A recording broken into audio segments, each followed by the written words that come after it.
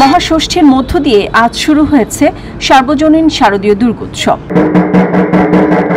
কাসর, ঘণ্টা, শঙ্খ আর উলুধ্বনিতে ভোর থেকেই মন্দিরগুলোতে চলছে শারদীয় দুর্গোৎসবের আনুষ্ঠানিকতা।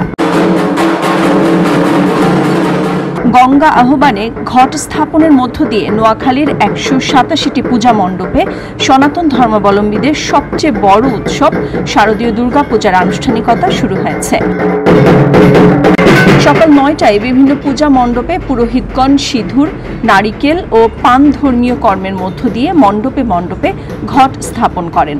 এরপর থেকে শুরু হয় ভক্তদের আনাগোনা। মণ্ডপে এসে পুজো দিচ্ছেন ভক্তরা। আমরা আজকে সকালবেলা ৯টা ৩০ গঙ্গা আহ্বান করে ঘট স্থাপন করেছি। পূজার প্রথম স্টেপের কাজ শুরু।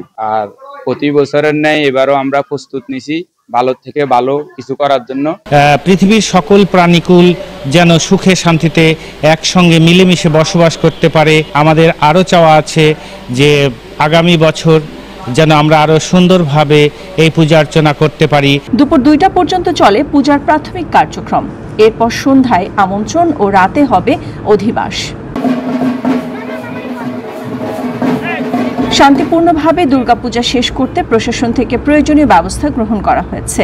নোয়াখালী জেলাতে ১৮৭টি মণ্ডপে এবার শারদীয় দুর্গাপূজা অত্যন্ত জাঁকজমক এবং বাপ্যগামীদের সাথে অনুষ্ঠিত হবে। তো সেই অনুষ্ঠানকে সার্বজনীন করার জন্য আমাদের জেলা পুলিশের পক্ষ থেকে পুলিশ সুপার স্যারের নেতৃত্বে আমাদের কার্যক্রমগুলো চলছে। ইতিমধ্যে আমরা আমাদের সকল ধরনের প্রস্তুতি সম্পন্ন করেছি। সমাজের সকল শ্রেণী পেশার মানুষ, স্টেক হোল্ডার যারা রয়েছেন, বিভিন্ন রাজনৈতিক দলের নেতৃবৃন্দ, পূজা উদযাপন পরিষদ, বাংলাদেশ পূজা উদযাপন ফ্রন্ট সহ সংশ্লিষ্ট সকলের সাথে আমরা একাধিকবার বসেছি।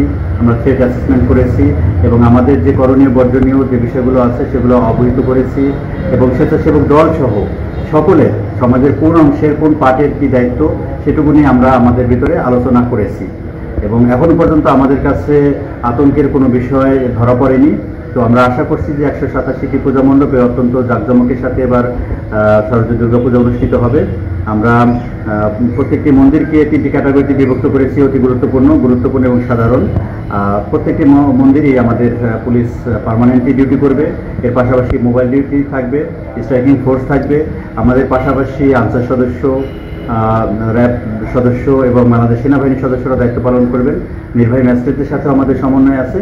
আশা করছি যে সবাইকে নিয়ে আমরা একটি ভালো শারদীয় দুর্গাপূজা এবার উপহার দিতে পারবো নোয়াখালীবাসীকে। এবছর নাটোরে ৩৬৭টি পূজা মণ্ডপে মহা সমারোহে সনাতন ধর্মাবলম্বীদের সবচেয়ে বড় উৎসব শারদীয় দুর্গোৎসব শুরু হয়েছে।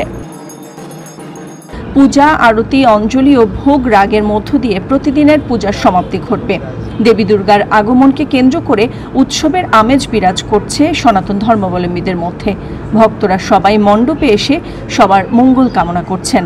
আজকের মহাষষ্ঠী পূজা ঘট স্থাপন থেকে পূজা আরম্ভ।